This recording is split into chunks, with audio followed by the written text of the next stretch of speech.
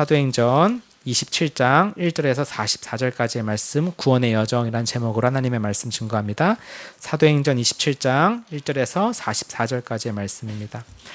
좀 깁니다. 그렇죠? 제가 평소 본문보다 길게 잡았는데 그래도 성경을 한 장을 쭉 읽어보는 마음으로 같이 교독 번갈아 가면서 읽었으면 좋겠고요. 본문은 길어도 설교는 길지 않게 할 겁니다. 너무 걱정하지 마시고 사도행전 27장 1절에서 44절을 교독하도록 하겠습니다. 한번 1절부터 제가 먼저 읽고 마지막 44절을 제가 받겠습니다. 제가 먼저 읽을게요. 우리가 배를 타고 이달리아에 가기로 작정되매 바울과 다른 죄수 몇 사람을 아구스도 대의 백부장 율리오란 사람에게 맡기니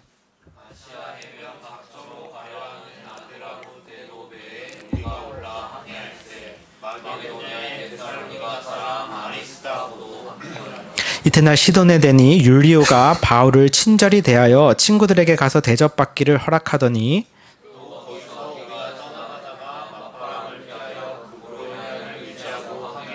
길리기아와 밤빌리아 바다를 건너 루기아의 무라시에 이르러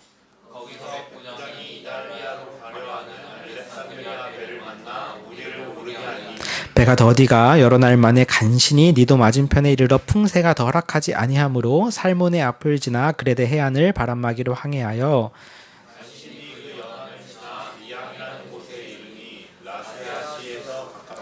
여러 날이 걸려 금식하는 절기가 이미 지났으므로 항해하기가 위태한지라 바울이 그들을 권하여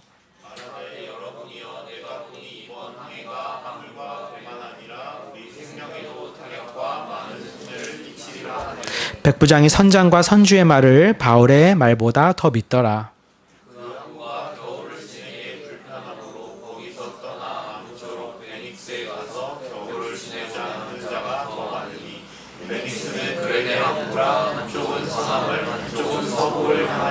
남풍이 순하게 불매 그들이 뜻을 이룬 줄 알고 닻을 감아 그레데 해변을 끼고 항해하더니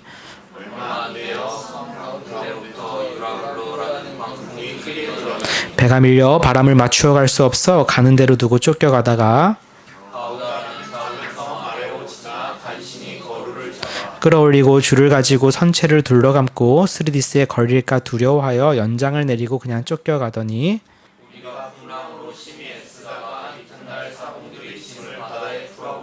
사흘째 되는 날에 배의 기구를 그들의 손으로 내버리니라.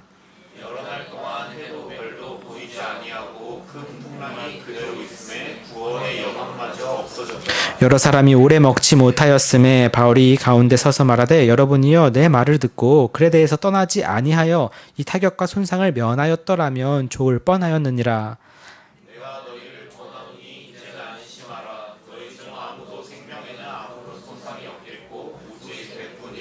내가 속한 바 곧 내가 섬기는 하나님의 사자가 어젯밤에 내 곁에 서서 말하되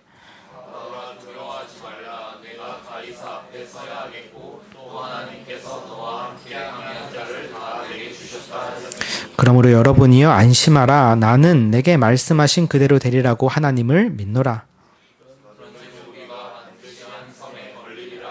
열 나흘째 되는 날 밤에 우리가 아드리아 바다에서 이리저리 쫓겨가다가 자정쯤 되어 사공들이 어느 육지에 가까워지는 줄을 짐작하고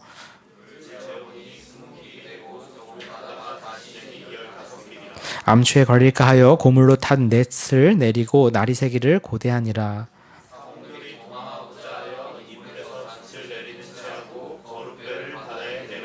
바울이 백부장과 군인들에게 이르되 이 사람들이 배에 있지 아니하면 너희가 구원을 얻지 못하리라 하니 날이 새어가매 바울이 여러 사람에게 음식 먹기를 권하여 이르되 너희가 기다리고 기다리며 먹지 못하고 줄인 지가 오늘까지 열 나흘인즉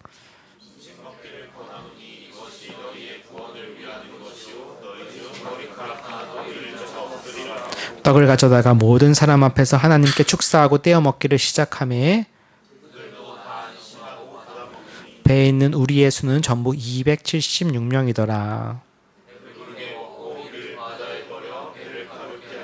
날이 새매 어느 땅인지 알지 못하나 경사진 해안으로 된 항만이 눈에 띄거늘 배를 거기에 들여다 댈 수 있는가 의논한 후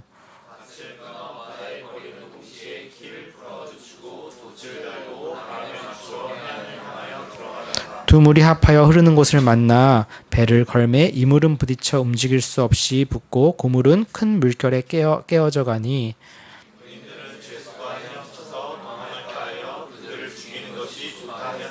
백부장이 바울을 구원하려 하여 그들의 뜻을 막고 헤엄칠 줄 아는 사람들을 명하여 물에 뛰어내려 먼저 육지에 나가게 하고 그 남은 사람들은 널조각 혹은 배 물건에 의지하여 나가게 하니 마침내 사람들이 다 상륙하여 구조되니라. 아멘. 잠시 기도하겠습니다. 하나님, 오늘 우리가 주님 말씀 앞에 서 있습니다. 오늘 이 말씀을 통해 하나님께서 우리의 삶을 어떻게 인도해 가시는가, 그 구원의 여정 가운데 있는 우리의 삶을 보게 하여 주시옵소서. 예수님의 이름으로 기도하였습니다. 아멘.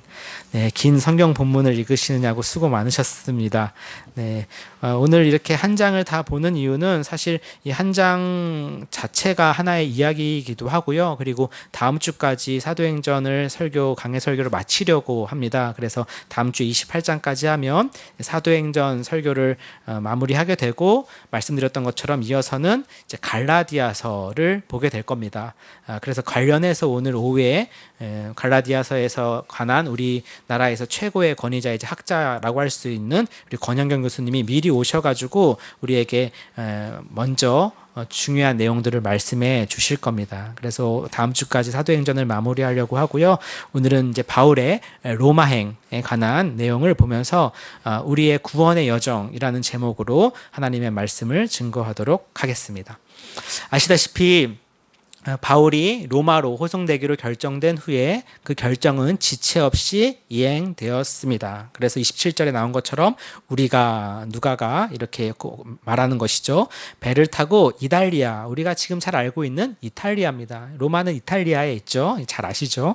그래서 이탈리아로 가기로 작정되어서 바울뿐만 아니라 로마로 가야 되는 다른 죄수들이 있지 않았겠습니까? 그 죄수들과도 함께 지금 맡겨져서 보내게 되는 겁니다. 한번 그 지도를 이제 보여주시면 좋겠는데요. 오늘 이 내용이 왜 길어지냐면 이 누가의 특징 중에 하나가 그들의 그 여정을 굉장히 자세하게 기록하는 그런 그 모습이 많이 있습니다. 사도행전에 보면요.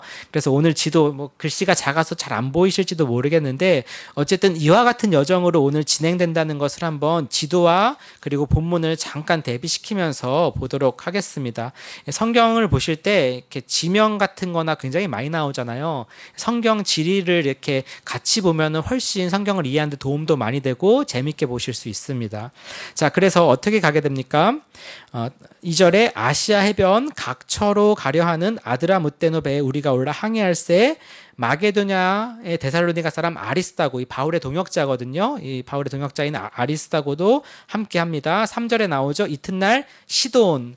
자, 우리 시작하는 부분이 보이십니까? 가이사랴라는 지역이요. 제가 이거 레이저로 쏴봤는데 이게 화면이 너무 밝아서 레이저가 반사가 되지 않더라고요. 그래서 쏘나마나 소용이 없어서 제가 안 쏘는데, 가이사랴에서 저 밑에 있는 시돈으로 이렇게 가게 되는 거죠. 시돈에 되고 거기서 율리오가 바울을 친절히 대했다고 하는 겁니다. 자, 4절에 보면 여기서 이제 지도랑 본문을 이제 번갈아 가면서 보시면 돼요. 이 시돈에서 어떻게 합니까? 맞바람을 피하여 구브로 해안, 저 키프로스라고 돼 있는 게 구브로예요. 구브로 해안을 의지하고 항해하죠. 그래서 구브로 해안을 따라서 항해하는 가운데 위에 있는 길리기아 밤빌리아 해안을 따라서 갔다는 거죠. 저 길리기아 밤빌리아 지역은 바울이 1차 전도 여행 때 방문했던 곳이죠. 항해하여서 어디까지 이릅니까? 루기아의 무라시. 보이세요? 저 루기아의 무라시, 밤빌리아 바로 왼쪽에 있습니다. 루기아의 무라시까지 이르렀어요. 그리고 거기서 배를 갈아타죠. 알렉산드리아 배를 만나 우리를 오르게 합니다. 근데 그때부터 이 항해가 쉽지 않았던 것 같아요. 7절에 보니까 그 무라시아에서 배를 갈아타고, 그러니까 소위 우리로 따지면 환승한 거죠. 환승하고 가는데 더디 가요. 그러니까는 이게 항해가 쉽지 않았던 거죠. 뭐 맞바람이라든지 어떤 파도라든지 이런 것들에 의해서 여러 날 만에 간신히 니도 맞은편에 이르는 겁니다. 저쪽에 나오죠. 니도 맞은편에 이르러 풍세가 허락하지 아니하므로 살몬의 앞을 지나 그레데 해안을 바람막이로 항해하여, 저 그레데, 크레타라고 돼 있는 데가 그레데예요. 크레타가 그레네, 살몬에 나오죠. 하면서 간신히 그 연안을 지나 미항이라는 곳에 이르렀다라는 것입니다. 여기입니다. 미항. 그냥 아름다운 항구라는 뜻이죠. 아름다운 항구. 여기까지 온 거예요. 자, 여기서부터 이제 이야기가 좀 더 시작이 되는데 이때가 언제였냐? 여러 날이 걸려 금식하는 절기가 이미 지난 유대인의 절기였어요. 무슨 말이냐면은 이때가 되면은 항해가 매우 힘든 시기였다고 해요. 그래서 항해하기가 위태했기 때문에 바울이 그것을 좀 염려하면서 말합니다. 여러분이요 10절에 내가 보니 이번 항해가 하물과 배만 아니라 우리 생명에도 타격과 많은 손해를 끼치리라. 그러니까 바울이 어떤 하나님에 의해 계시를 받은 건지 어쨌든 불안한 마음이 있었던 건지 그들에게 지금 항해할 것을 중단하기를 권면해요. 그런데 11절에 보면 그 항해의 최종적인 결정권자라고 할 수 있는 백부장이 어떻게 하나요? 선장과 선주의 말을 바울의 말보다 더 믿어요. 그러니까 의견이 나눴다는 거겠죠. 선장과 선주는 가도 됩니다. 이 정도는 충분히 갈 수 있다고 말했을 것이고 바울은 안 가는 게 좋을 것 같다. 우선 기다리자라고 말했던 것 같아요. 근데 여러분 백부장이 누구 말을 듣는 게 훨씬 자연스러워요? 한낱 죄수의 말을 듣는 게 자연스럽습니까? 이 바다에 관해서 정통한 이 선장과 선주의 말을 듣는 게 자연스럽습니까? 우리가 보기에는 바울의 말을 안 듣는 것이 참 어리석어 보이지만 사실상 백부장은 선장과 선주의 말을 더 신뢰할 수밖에 없어요. 그래서 12절에 떠나기를 결정하죠. 게다가 왜 떠나려고 하냐 굳이 그 지금 있는 미항이라고 하는 이 항구가요 겨울을 지내기에 매우 불편한 곳이었나 봐요. 이유는 모르겠습니다만 그래서 거기서 아까 그레데 섬에서 조금만 더 서쪽으로 가면 이 베닉스라는 곳이 있나 봐요. 지금 정확히 어디인지는 알 수 없다고 합니다. 어쨌든 이 베닉스라고 하는 곳에 가면 거기서 겨울을 지내기가 훨씬 편했던 것 같아요. 그래서 베닉스는 그레데 항구라 한쪽은 서남을 한쪽은 서북을 향하였더라. 가기로 결정했어요. 13절에 남풍이 순하게 불어서 그들이 뜻을 이룬 줄 알고 남풍도 부는데 충분히 갈 수 있겠다고 출발을 하죠. 그런데 간지 얼마 안 돼서 14절에 어떤 일이 벌어집니까? 섬 가운데로부터 이 유라굴로라고 하는 이 광풍의 이름이죠. 유라굴로라고 하는 광풍이 크게 일어나서 정말 가려고 했던 가까운 거리예요. 같은 그레데 섬에 있으니까 그 베닉스에 가기는커녕 그냥 배가 밀려가지고 그냥 항해하게 되는 겁니다. 바람에 맞추어 갈 수 없어 가는 대로 두고 쫓겨가는 거죠. 그냥 바람이 부는 대로 그냥 그 광풍이 미는 대로 그냥 쫓겨가는 겁니다. 어디로 갈 수가 없는 거죠. 그러면서 계속 떠나서 16절에 가우다라는 작은 섬 어딘지 알 수 없고요. 간신히 거루를 잡고 계속 쫓겨갔다는 이야기예요. 계속 쫓겨가다가 18절에 우리가 풍랑으로 심히 애쓰다가 이튿날 사공들이 짐을 바다에 풀어버리고 사흘째 되는 날에 배의 기구를 그들의 손으로 내어버리고 결과적으로 20절 어떻게 됐습니까? 여러 날 동안 해도 별도 보이지 아니하고 큰 풍랑이 그대로 있음에 뭐가 없어졌어요? 구원의 여망마저 없어진 거예요. 그러니까 얼마나 지금 바울의 말을 안 들은 것을 뼈저리게 후회하고 있을까요? 이럴 일이 있을 거라고는 상상도 못했겠죠. 사실 그 미항에서 베닉스까지는 하루 만에 갈 수 있는 거리였다고 해요. 그런데 좀 이따 바울의 말을 보면 알겠지만 무려 하루나 걸릴 길을 14일이나 지금 표류하고 있는 겁니다. 그러니까 굉장히 괴로웠을 거예요. 그 사람들이 단순히 그냥 어리석었다라고 말하기에는 그들도 욕심이 났었겠죠. 그리고 21절에 보는 것처럼 여러 사람이 오래 먹지 못하였어요. 그래서 바울이 드디어 이럴 때에 드디어 이런 말을 하는 것이죠. 여러분이요 내 말을 듣고 그레데에서 떠나지 아니하여 이 타격과 손상을 면하였더라면 좋을 뻔하였느니라. 무슨 말을 하는 걸까요? 바울이 지금 거 보세요. 제가 가지 말자고 했잖아요. 왜 지금 가가지고 이렇게 힘들게 만듭니까? 책망하고 원망하는 것 같지는 않아요. 왜냐하면 이어지는 바울의 말이 사실 그가 하고 싶은 진짜 말이기 때문에 그래요. 뭐라고 말합니까? 자, 22절 내가 너희를 권하노니 이제는 안심하라. 바울이 하고 싶은 말은 사실 이거예요. 내 말 안 듣고 했다가 이렇게 됐구나 막 책임 전가하고 원망하고 싶은 게 아니라요. 안심하라라는 거예요. 사실 여러분 한번 생각해 보십시오. 열 나흘이나 바다에서 포로한 사람에게는 정말 생명에 대한 소망이 없어졌을 겁니다. 그냥 거기서 그렇게 죽게 되었겠죠. 그리고 이제 우리는 여기서 어떤 소망도 없이 죽음만을 기다리고 있다라고 하는 자들에게 바울이 이런 말을 하는 거예요. 이제 안심하라고요. 도대체 그는 무엇을 믿고 무엇을 근거로 이런 말을 할 수 있을까요? 심지어 이렇게까지 말하죠. 너희 중 아무도 생명에는 아무런 손상이 없겠고 오직 배뿐이리라. 여러분, 무엇보다 제일 중요한 건 무엇입니까? 생명 아닙니까? 그렇죠? 예, 좀 이따 보겠지만 거기 있는 음식이나 뭐 도구들 중요한 것들 다 갖다 버려도요. 뭐만큼은 지켜야 돼요?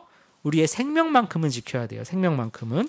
그런데 그가 말하기를 생명에는 아무런 손상이 없고 이 배는 조금 있을지 모르겠습니다만 이라고 말합니다. 왜 이렇게 바울이 말할 수 있어요? 23절 한번 같이 읽어볼까요? 23절, 24절, 25절입니다. 23절에서 25절 시작. 내가 속한 바 곧 내가 섬기는 하나님의 사자가 어젯밤에 내 곁에 서서 말하되 바울아 두려워하지 말라. 내가 가이사 앞에 서야 하겠고 또 하나님께서 너와 함께 항해하는 자를 다 내게 주셨다 하였으니 그러므로 여러분이여 안심하라. 나는 내게 말씀하신 그대로 되리라고 하나님을 믿노라. 아멘. 바울이 믿는 구석이 있었어요. 무엇 때문입니까? 그가 어떤 능력이 있어서도 아니고 그냥 낙관론자여서가 아니고 근거 없는 무엇이에요? 하나님의 약속이 있었기 때문이에요. 하나님이 친히 그에게 나타나서 말씀하셨기 때문입니다. 근데 이러한 장면은 익숙하죠. 여러분 그동안 바울 이야기 들어오시면서 항상 하나님이 바울에게 나타나셔서 하셨던 말씀 뭐예요? 담대하라. 그렇죠? 근데 그 담대하라라는 이유가 뭐였어요? 내가 로마에 가서도 이와 같이 뭐가 되어야 된다? 증인이 되어야 된다. 라고 말씀하시면서 항상 바울이 위기에 처하고 고난에 있을 때마다 오셔서 힘을 주셨던 분이에요. 근데 그런 하나님이 중간에 가다가 파도를 만나고 풍랑을 만나서 바울과 함께 모든 사람들이 그 바다에서 구원의 여망마저 잃고 생명을 잃는다? 하나님의 약속이 아닌 거죠. 하나님의 능력을 의심할 수밖에 없는 거죠. 그러니까 하나님이 이 상황에서도 바울을 통하여 일하시기를 원하시는 겁니다. 그러니까 어떻게 보면 하나님은 이 배를 타고 가는 군인들과 죄수들에게도 바울을 통해 하나님의 능력과 그리고 하나님의 은혜를 보여주기를 원하셨던 것 같아요. 하나님은 그 여정 가운데서도 바울을 사용하시기를 원하셨습니다. 그래서 바울의 하나님, 내가 속한 바 곧 내가 섬기는 하나님의 사자가 뭐라고 말했어요? 두려워하지 말라. 이유는 뭐예요? 내가 가이사 로마의 황제 앞에 가서 서야 하겠고 하나님께서 심지어 너만은 내가 지켜줄게. 다른 사람들은 어떻게 되는지 상관없고 이렇게 말씀하신 게 아니라 뭐라고 해요? 너와 함께 항해하는 자들도 다 너에게 줄 것이다 라고 약속하셨어요. 그러니까 우리 그리스도인들의 특징 중에 하나, 또 복받는 사람들의 특별한 점 중에 하나는 뭐냐면요, 복받을 때 혼자 받지 않아요. 예, 같이 있는 사람들도 같이 받더라고요. 그를 통해서 그가 받는 복이 흘러가고요. 그도 그를 통해서 하나님을 알게 되고 이런 하나님의 은혜가 넘치는 것을 우리가 경험할 수 있습니다. 바라기는 우리 여기 계신 사랑하는 성도 여러분도 여러분을 통해 여러분뿐만 아니라 여러분 주위에도 하나님의 복이 넘치기를 축복하고 기원합니다. 바울이 그런 사람이었던 것이죠. 그러니까 이 사람들은 사실 죽을 운명이나 다름없지만 바울과 함께 있었던 게 하나님의 은혜였어요. 그래서 너와 함께하는 항해하는 자들도 다 내게 주리라고 말씀하셨기 때문에 바울이 다시 한번 25절에 강조하죠. 그러므로 여러분이요 안심하라. 2번이나 말하고 있어요. 안심하라, 안심하라. 그러니까 얼마나 그 사람들이 두려워하고 떨었는지를 보여주는 것이죠. 그러니까 우리가 이런 일에 처하는 경우는 잘 없죠. 배 타고 가다가 이럴 일은 잘 없지만 얼마나 두려웠을까요? 우리가 상상만 하더라도 그냥 죽음만을 기다리는 그 망망대해에서 소망이 없는 사람들이었던 것이죠. 그래서 나는 내게 말씀하신 그대로 되리라고 하나님을 믿습니다. 그리고 우리가 조만간 한 섬에 반드시 걸릴 겁니다. 라고 말해요. 이 말을 듣고 이 사람들이 어떻게 반응했을지 잘 모르겠어요. 성경은 그것에 대해서 얘기하지 않거든요. 그냥 콧방귀 끼고 아유 너나 잘하세요 라고 할 수도 있었을 거고 한편으로는 굉장히 격려받고 소망을 받았던 사람이 있을지도 모르겠습니다. 어쨌든 간에 바울은 그렇게 담대하게 그들에게 말을 했고 실제 그 열 나흘째 되는 날 점차 육지와 가까워져서 가까운 육지에 배를 댈 수 있는 상황이 벌어지죠. 근데 그 중간에 좀 위기가 있긴 했어요. 왜냐하면 이 틈을 타서 그 죄수들이 헤엄을 쳐서 도망갈까 염려했던 군인들이 있었기 때문이죠. 우리가 사도행전 앞에 베드로 사건이나 12장에 16장의 바울 사건을 통해서 보면은 이 죄수를 지키지 못한 이 군인들, 병사들은 죽음으로 자신의 책임을 다해야 했습니다. 그러니까 그들이 죄수들이 도망갈까 두려워서 차라리 다 여기서 죽이자고 말할 때 최종 결정권자인 백부장이 어떻게 말해요? 바울을 살리고 싶어요. 이 사람은 바울에 대해서 앞에서부터 굉장히 친절을 베풀었던 율리오라는 사람이잖아요. 이 사람이 어떻게 합니까? 어떻게 해서든지 살리려고. 근데 바울만 살리고 나머진 죽여라 이렇게 말하기도 어렵죠. 그러니까 헤엄칠 수 있는 사람은 헤엄쳐서 가고 못하는 사람은 이렇게 뭐라도 잡고서는 가라 해서 결국 마지막 44절에 그 남은 사람들을 널조각 혹은 배 물건에 의지하여 다 나가게 되니 어떻게 돼요? 마침내 사람들이 다 상륙하여 구조됩니다. 이것이 오늘 27장의 전체 내용이에요. 사실 단순한 이야기죠. 배를 타고 가다 풍랑을 만났는데 거기서 다시 구조됐다라는 이야기입니다. 근데 사실 이 이야기가 어떻게 보면 제가 오늘 설교 제목처럼 하나님이 우리를 인도해 가시는 구원의 여정과 참 비슷하다는 생각이 많이 들었어요. 우리도 영적으로는 지금 망망대해에 소망이 없던 존재들이었습니다. 근데 그런 우리에게 하나님이 찾아오셔서 안심하라, 내가 너희를 인도해 내겠다고 약속하신 그 구원의 소망을 붙잡고 오늘날 우리가 살아가고 있기 때문에 그렇습니다. 물론 이것이 끝난 건 아니에요. 물론 44절에 나온 것처럼 우리가 안전하게 바로 그 어떤 육지에 도착했죠. 근데 중요한 건 무엇입니까? 완전한 목적지에 간 건 아니에요. 그들의 목적지는 어딥니까? 이탈리아 로마죠. 그러니까 굳이 따지자면 우리가 가야 될 최종 하나님의 나라에 들어간 것은 아니죠. 하지만 무엇입니까? 이제 안전하다라는 것이죠. 그러니까 우리의 구원의 여정이 마치 이렇게 볼 수 있다라는 겁니다. 제가 얼마 전에 구원에 대한 이야기 잠시 해드렸었는데 어떻습니까?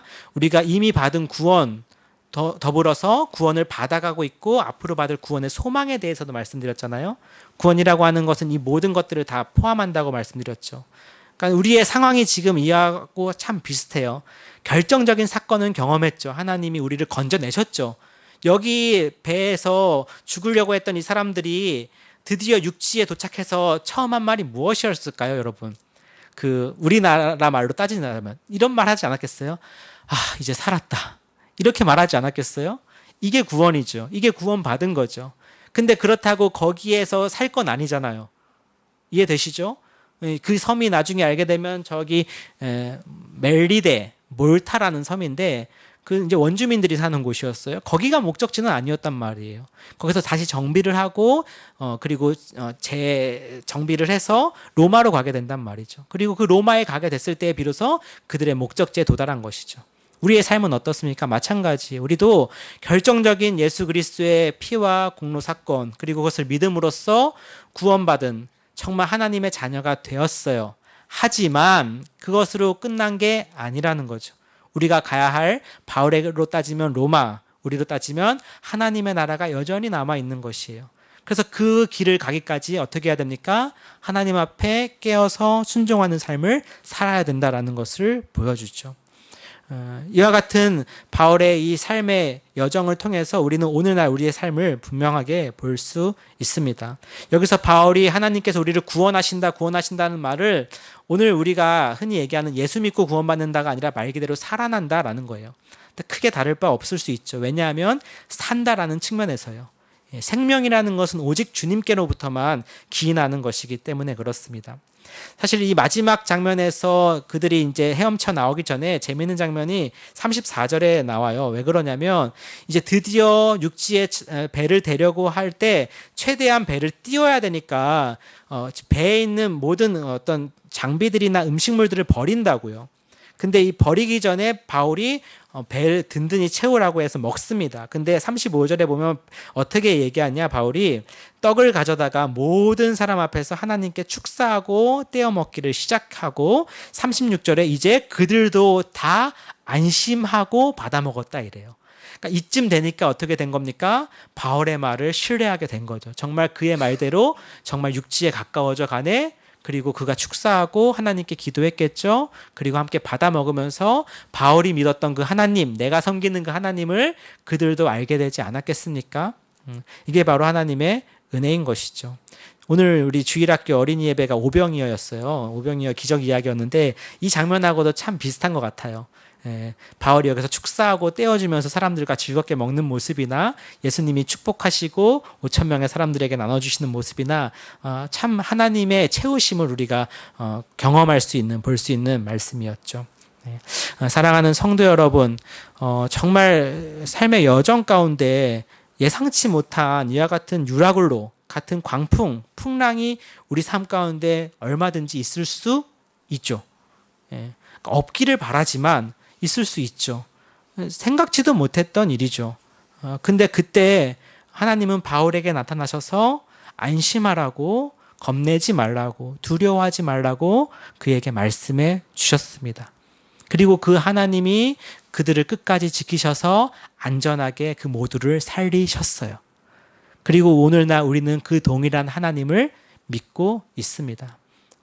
우리 가운데 혹여나 바울이 지금 겪고 있는 이 광풍 같은 삶 속에 있다 하더라도 우리는 그 하나님을 동일하게 믿을 수 있습니다. 그 하나님이 동일하게 우리에게도 말씀하십니다. 두려워하지 말라고, 담대하라고, 겁내지 말라고, 나를 의지하라고 말입니다. 반드시 내가 너를 구원하겠고 반드시 너와 함께하는 사람들조차도 한 명도 그 생명에 손상이 없을 거라 약속하시는 그 주님을 믿는다면 우리가 담대히 바울처럼 또한 그들에게 말할 수 있겠죠. 내가 믿는, 내가 섬기는 그 하나님이 나와 여러분을 지켜주실 겁니다. 그리고 함께해 주실 겁니다. 비록 그들에게는 구원의 여망마저 없어진 최악의 상황 그리고 비참한 모습이었지만 하나님은 바울에게 약속하신 대로 그들을 인도해 내셨고 그들을 구원해 내셨습니다. 이것을 어려운 말로 신학적인 용어로 성도의 견인이라고 해요. 하나님께서 택하신 자들을 끝까지 구원해 가시면서 영화롭게 하신다는 내용인 것이죠. 바라기는 우리가 그 하나님의 놀라우신 인도하심과 섭리 가운데 있는 줄을 믿으시면서 끝까지 이 경주 가운데 하나님을 의지하는 가운데 승리하시는 저 여러분 되기를 주님의 이름으로 축복합니다. 네, 우리 오늘 불렀던 찬양인데요. 아무것도 두려워 말라. 오늘 이 찬양과 이 설교가 가장 필요한 사람이 제 아내일지 모르겠습니다. 갑자기 반주를 하게 되어가지고 지금 사실 좀 두렵고 떨린 마음으로 하고 있을 텐데 그래도 우리 부족한 가운데서도 함께 찬양하면서 나아가기를 원합니다. 아무것도 두려워 말라. 주 나의 우리 성자매님이 나와주셨네요. 네, 감사합니다. 네, 주님은 나의 산성, 주님은 나의 요새, 주님은 나의 소망. 우리 함께 하나님을 찬양하기 원합니다.